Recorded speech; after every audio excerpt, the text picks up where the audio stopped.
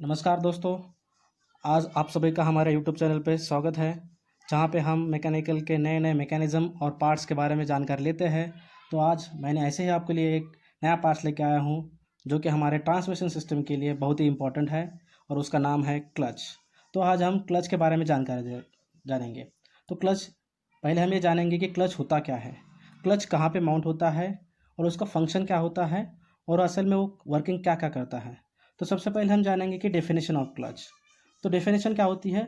Clutch is a mechanical device है। वो क्या करता है? वो एंगेज और डिसएंगेज पावर ट्रांसमिशन को करने का काम करता होता है। स्पेशली फ्रॉम ड्राइविंग शाफ्ट को ड्रिवन शाफ्ट से तोड़ने का और जोड़ने का काम कौन करता है? तो ये क्लच करते हैं। तो अब हम ये क्या करेंगे कि इसका लोकेशन कहाँ होता है ये देखेंगे। तो इसका लोकेशन आप देख रहे हैं, ये इसका लोकेशन है ड्राइविंग शाफ्ट जो अपने इंजन क्रैंक शाफ्ट से कनेक्ट होता है, और जो गियर बॉक्स है, इन दोनों के बीच में हमारा ये क्लच रखा होता है। अब हम देखेंगे इसके अलग अलग पार्ट देखेंगे। तो सबसे पहला पार्ट है इसका इंजन शाफ्ट। अब ये इंजन शाफ्ट क्या है? इसको हम बोलते हैं ड्राइविंग शाफ्ट भी बोल सकते हैं। ये हमारे इंजन के क्रैंक शाफ्ट से अटैच होता है, जहाँ पे हमें पावर आउटपुट मिल जाती है। तो ये जो हमारा इंजन शाफ्ट है वो क्रैंक शाफ्ट से कनेक्ट होने के कारण वो कंटिन्यूसली रोटेट होता रहता है। दूसरा जो पार्ट्स होता है वो बोलते हैं फ्लाईव्हील। अब ये फ्लाईव्हील जो है, आप देख रहे हैं ये फ्लाईव्हील है, वो किस पे माउंटेन है? वो ड्राइविंग शाफ्ट पे माउंटेन है। असल में ये फ्लाईव्हील कैसा है? असल में ये फ्लाईव्हील है अपना, ये सर्कुलर है, सर्कुलर डिस्क है, जिसके ऊपर ये छोटे छोटे आप देख रहे हैं वो टीथ कटे हुए होते हैं। और ये जो किसके कांटेक्ट में आता है? वो एक सर्कुलर की होती है, उसके कांटेक्ट में आता है। अब ये क्या करता है? जब हम मोटरसाइकिल या व्हीकल कोई भी स्टार्ट करनी होती है तो हम क्या करते हैं? पहले की लगाते हैं। की लगाने के बाद क्या होता है? ये जो आप देख रहे हो छोटी सी की सर्कुलर है, वो क्या पहले रोटेट होती है। अब ये रोटेट होने के बाद क्या होता है? जो हमारा सर्कुलर शाफ्ट है वो क्या होता है? इसके वजह से रोटेट होने लगता है। तो ये हमारा क्रैंक शाफ्ट से कनेक्ट होता है, तो हमारे पिस्टन जो है वो ऊपर नीचे होने लगता है, उसके स्ट्रोक्स गिरने लगते हैं, जिसकी बदौलत हमें इंजन से पावर मिल जाती है। तो आप जान लेते हैं कि ये फ्लाईव्हील होता क्या है। तीसरा इसका पार्ट्स है क्लच। क्लच, अब ये क्लच किस पे माउंटेन होता है? ये क्लच ड्राइविंग शाफ्ट पे माउंट होता है, जो कि फ्लाईव्हील और प्रेशर प्लेट से अटैच होता है। ये क्लच प्लेट आप देख रहे हैं, ये भी एक सर्कुलर टाइप की डिस्क होती है, जिसके भीतरी साइड में क्या होता है? ये फ्रिक्शन लाइनिंग आप देख रहे हैं, ये फ्रिक्शन लाइनिंग होती है। इसका काम क्या होता है? जो अपना फ्लाईव्हील से कनेक्ट रहना और जो पावर ट्रांसमिशन हो फ्रिक्शनल फोर्स के द्वारा ट्रांसमिशन करने का होता है। उसके अंदर देख सकते हैं कि आप, ये आपको स्प्रिंग दिख रहे हैं, ये स्प्रिंग किस क्या काम करते हैं? ये स्प्रिंग क्या करते हैं? जो वाइब्रेशन क्रिएट होते हैं ड्यूरिंग ट्रांसमिशन ऑफ पावर, उसको क्या करते हैं? वो एब्सॉर्ब करने की, उसको अपने अंदर खींचने की कोशिश करता रहता है, जिसके बदौलत हमारा जो वर्किंग है वो क्या करे? स्मूथली रन हो। और लास्ट तीसरा पार्ट है उसका प्रेशर प्लेट्स। ये प्रेशर प्लेट आप देख रहे हैं, ये किससे अटैच होता है? ये अपना क्लच प्लेट से अटैच होता है। और ये क्या करता है? लगातार ये जो क्लच प्लेट है उस पर प्रेशर, उस पर दबाव बनाए रखता है। किसके माध्यम से? ये स्प्रिंग के माध्यम से। अब ये प्रेशर प्लेट होती कैसी है? ये प्रेशर प्लेट भी एक सर्कुलर टाइप की डिस्क होती है, जिसका ऊपर उभरे हुए लगती है। ये देख रहे हैं जिसके पार्ट है जो ऊपर को आता रहता है। जब हम इसको थोड़ा सा दबाते हैं तो क्या हो जाता है? अंदर की तरफ चला जाता है, और जब उसको प्रेशर रिलीज किया जाता है तो फिर से अपना मेन पोजीशन में आ जाता है। अब ये देख रहे हैं लास्ट उसका पार्ट्स है, इसके पार्ट्स है, यह है स्प्रिंग।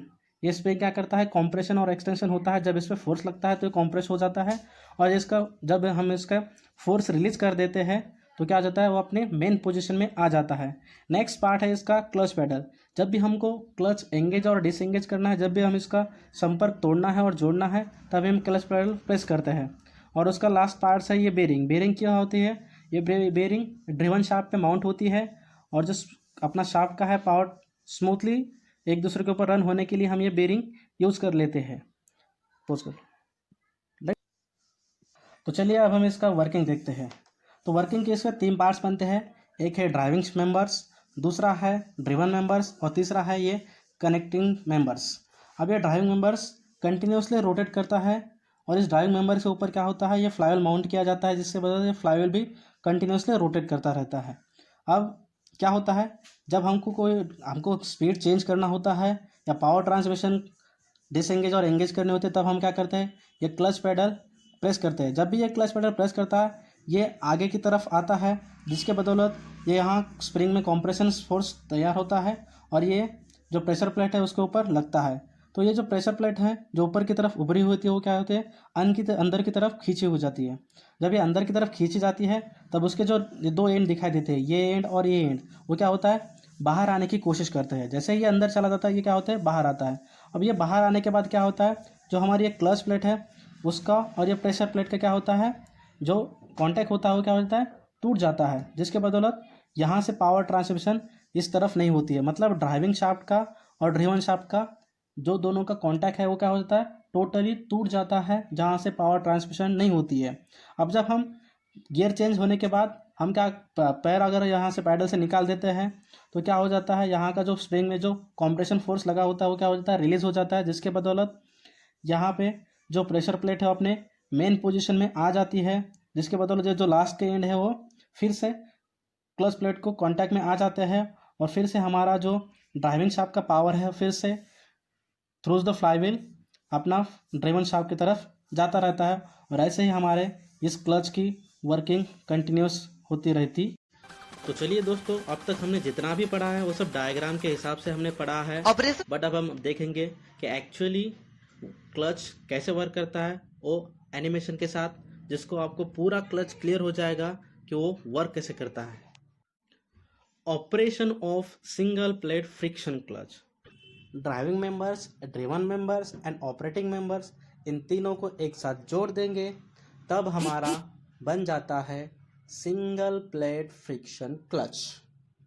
अब जब हमको गाड़ी की स्पीड कम करनी है, गियर चेंज करना है या ड्राइविंग मेंबर को ड्रिवन मेंबर से डिसएंगेज और एंगेज करना है तो हम क्लच पेडल को प्रेस कर देते हैं, जिसकी वजह से जो हमारा लीवर है वो अंदर की तरफ खींचा जाता है और हमारे जो स्प्रिंग है उसमें कंप्रेशन तैयार होता है, जिसकी वजह से हमारी जो प्रेशर प्लेट है उस पर प्रेशर बना रहता है, उस पर दबाव आता रहता है, जिसकी वजह से जो हमारे प्रेशर प्लेट का भीतर का हिस्सा है वो अंदर की तरफ खींचा जाता है और उसके जो बाहर के दो एंड होते हैं वो बाहर निकलना शुरू कर देते हैं।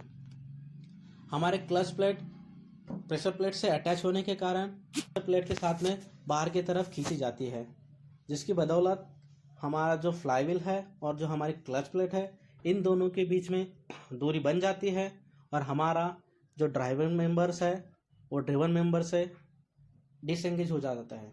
अब जब हम क्लच पेडल को रिलीज कर देते हैं तो जो अपनी स्प्रिंग है वो अपने मेन पोजीशन पे आ जाएगी और जो प्रेशर प्लेट के दो एंड होते हैं वो भी अपने मेन जगह पे आ जाएंगे, तो हमारा फिर से क्लच प्लेट फ्लाईव्हील से अटैच हो जाएगा और हमारा ड्राइविंग मेंबर्स ड्रिवन मेंबर के साथ एंगेज हो जाएगा।